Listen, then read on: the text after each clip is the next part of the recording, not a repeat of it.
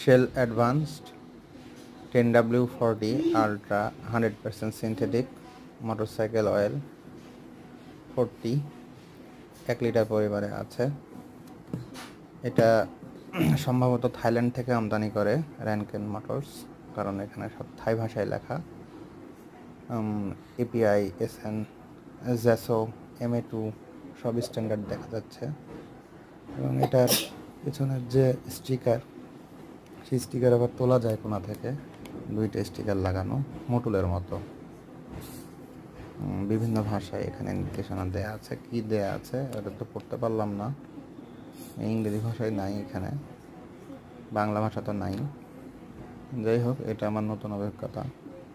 আপনারা নিশ্চয়ই এই মোটর অয়েলটা ব্যবহার করেন।